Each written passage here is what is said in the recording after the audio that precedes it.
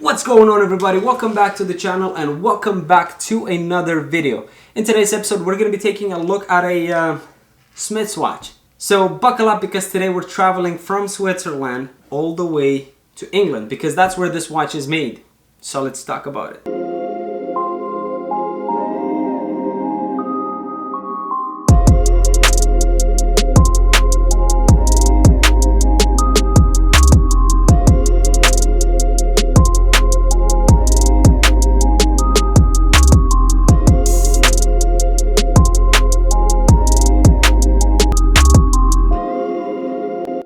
I think before we jump into the details of this watch, I think we should jump into the history of this watch. Back in 1953, Everest was still one of the places that was untouched by humans, basically. Until these two dudes that I'm probably gonna butcher their names, so I won't even try, they went up on the Everest for the very first time. Now, what is known to us is that Rolex at the time used to sponsor or used to, give watches to all of these people at expeditions and things like that. So what we know for a fact is that one of the guys was actually wearing a Rolex. Now, the second guy is unknown what he was wearing, and it was unknown at the time too. So that's where Smiths came in at a great, marketing opportunity to say that yes, the second guy was rocking indeed one of our watches. So they made it a big deal, which up until this day is not known if indeed he was actually wearing a Smiths watch. Rolex also took a great marketing opportunity to do the same thing. So I think Rolex is more credible simply because Rolex used to do that type of thing back in those days.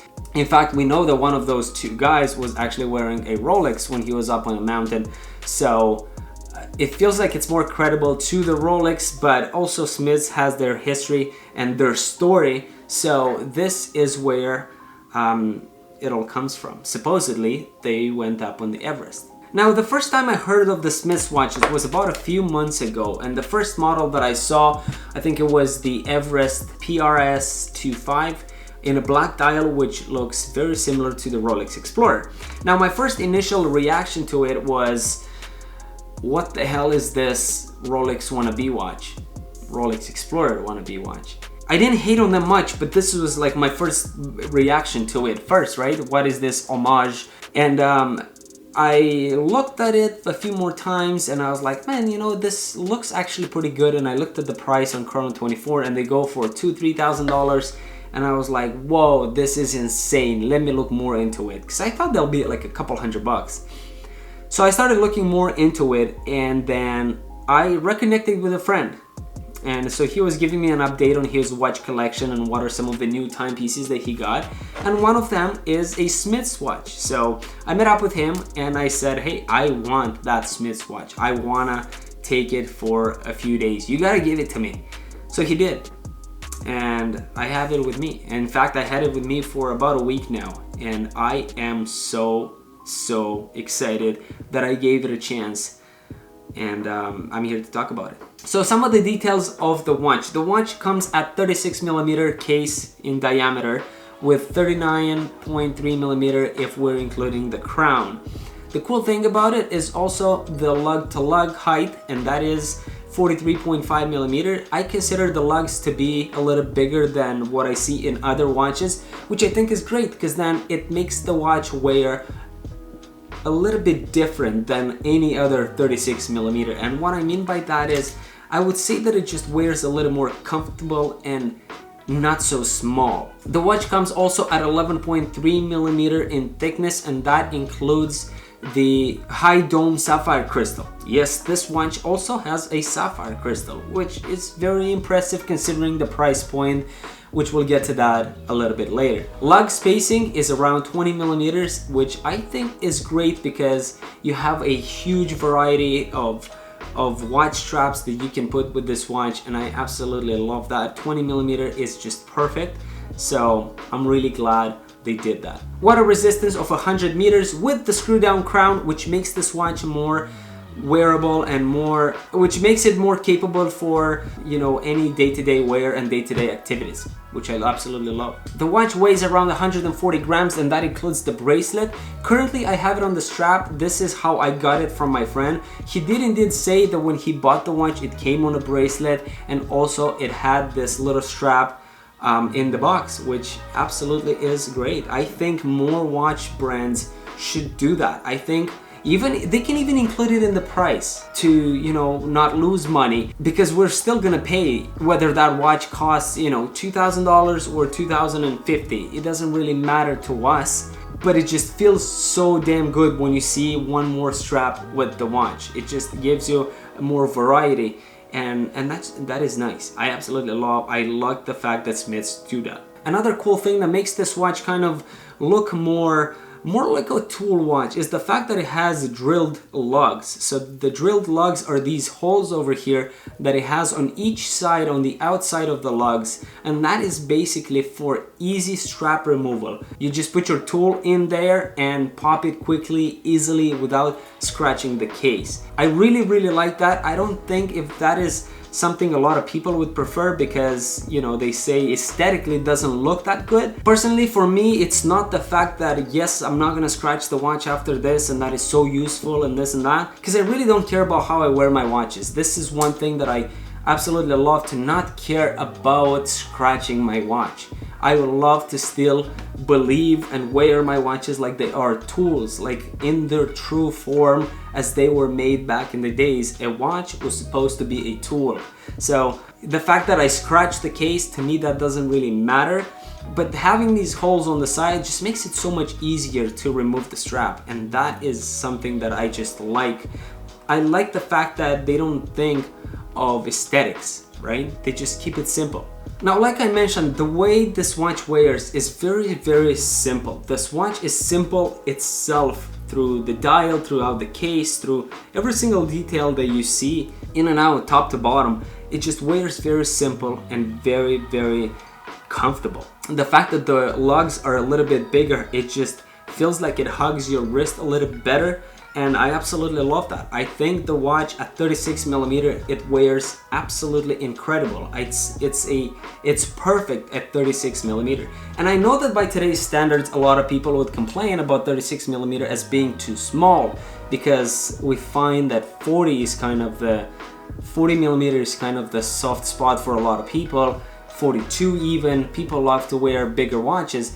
But if you go beyond that, and if you're anything like me, to have a soft spot in your heart for vintage watches or for watches back in the days, to kind of know where they come from, and you know, this is your watch that your grandpa would wear. There's nothing wrong with wearing a little smaller watch. It's absolutely fine. Unless you have like a massive wrist, then yeah, I understand that. But if you have a small to medium or like average wrist around 7 inches, then 36mm just looks absolutely incredible. Now, if we talk about the dial a little bit, the watches that I normally wear, I'm a big lover of black dials. I just love to keep it simple with black.